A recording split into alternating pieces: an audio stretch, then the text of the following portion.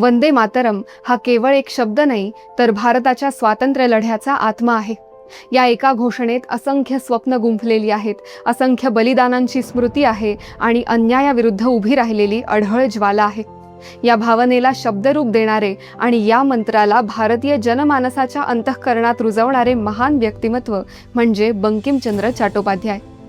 नमस्कार मंडळी, ऐका हो ऐका या आपल्या खास मराठी पॉडकास्टमध्ये तुमचं मनःपूर्वक स्वागत आहे. आज आपण अशा एका व्यक्तीबद्दल जाणून घेणार आहोत, ज्यांनी एका बाजूला ब्रिटिश भारताच्या प्रशासनात उच्च पद भूषवलं आणि दुसऱ्या बाजूला भारतीय स्वातंत्र्य लढ्याला शब्दांच्या माध्यमातून नवी दिशा दिली. ते म्हणजे बंकिमचंद्र चट्टोपाध्याय. त्यांचा जीवन प्रवास केवळ साहित्यापुरता मर्यादित नाही, तर तो भारताच्या बौद्धिक आणि राष्ट्रीय चेतनेचा एक महत्त्वाचा टप्पा आहे. आज त्यांच्या जयंतीनिमित्त आपण त्यांना विनम्र अभिवादन करतो आणि त्यांच्या कार्याला आदरपूर्वक स्मरण करतो. बंकिमचंद्र चट्टोपाध्याय यांचा जन्म 26 जून 1838 रोजी बंगालमधील नाईहाटी इथे झाला. त्यांचा हा काळ ब्रिटिश राजवटीचा होता, जिथे भारतीय समाजावर अनेक सामाजिक, राजकीय आणि सांस्कृतिक बंधनं होती. अशा काळात एका भारतीयाने शिक्षणाच्या जोरावर स्वतःची वेगळी ओळख निर्माण करणं हे सोपं होतं. पण बंकिमचंद्र यांनी हे अशक्य वाटणारं कार्य शक्य करून दाखवलं. त्यांचं शिक्षण कोलकात्यातील प्रेसिडेन्सी कॉलेजमध्ये झालं. त्या काळात पश्चिमी शिक्षण प्रणाली आणि आधुनिक विचारांचा प्रभाव भारतात वाढत होता. 1857 नंतर कलकत्ता विद्यापीठाची स्थापना झाली आणि 1858 साली पहिल्या पदवीधर बॅचमधून बंकिमचंद्र चट्टोपाध्याय हे एक महत्त्वाचं नाव समोर आलं. ते भारतातील पहिल्या काही पदवीधरांपैकी एक होते. हे केवळ शैक्षणिक यश नव्हतं, तर भारतीय बुद्धिमत्तेच्या नव्या युगाची सुरुवात होती. शिक्षण पूर्ण झाल्यानंतर त्यांनी ब्रिटिश सरकारच्या सेवेत प्रवेश केला आणि ते डेप्युटी कलेक्टर म्हणून कार्यरत झाले. त्या काळात भारतीयांना उच्च प्रशासकीय पद मिळणं अत्यंत कठीण होतं. पण बंकिमचंद्र यांनी आपल्या प्रामाणिकपणाने, शिस्तीने आणि बुद्धिमत्तेने प्रशासनात आपलं स्थान निर्माण केलं.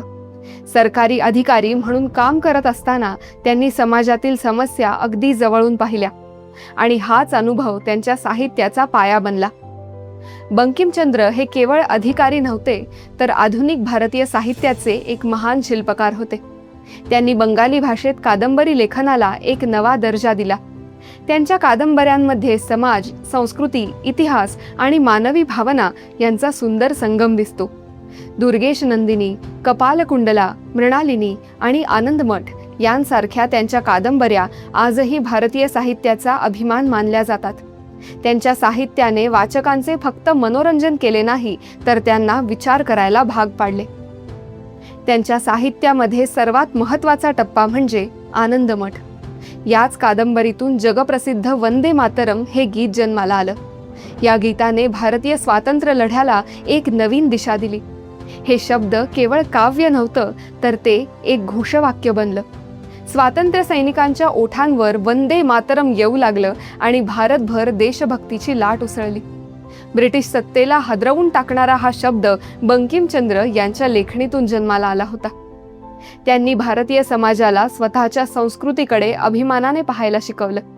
त्या काळात अनेक लेखक पश्चिमी विचारांच्या प्रभावाखाली होते, पण बंकिमचंद्र यांनी भारतीय परंपरा, इतिहास आणि मूल्यांना केंद्रस्थानी ठेवलं. त्यामुळे त्यांना आधुनिक भारतीय राष्ट्रवादाचे एक प्रारंभिक विचारवंत मानलं जातं. सरकारी अधिकारी म्हणून काम करत असताना त्यांनी कधीही साहित्यापासून स्वतःला दूर केलं नाही. उलट त्यांच्या प्रशासनातील अनुभवांनी त्यांच्या लेखनाला वास्तवाची जोड दिली. त्यामुळे त्यांच्या कथा अधिक जिवंत आणि प्रभावी वाटतात. त्यांनी समाजातील वास्तव आणि आदर्श यांचा एक सुंदर समतोल साधला. आजही बंकिमचंद्र चट्टोपाध्याय यांचं नाव भारतीय साहित्य आणि राष्ट्रवादाच्या इतिहासात अत्यंत आदरानं घेतलं जातं. त्यांनी दाखवून दिलं की एक लेखक केवळ कथा लिहित नाही, तर तो विचारांची क्रांती घडवू शकतो. वंदे मातरम हा शब्द आजही लाखो भारतीयांच्या मनात देशभक्तीची भावना जागवतो. तर मंडळी, आजच्या पुरतं एवढंच. आम्हाला आशा आहे की तुम्हाला आमचा हा पॉडकास्ट अवश्य आवडला असेल. आवडला असल्यास लाईक व शेअर करायला विसरू नका. अजून कोणत्या महान व्यक्तीबद्दल तुम्हाला ऐकायला आवडेल ते कमेंट्समध्ये नक्की सांगा.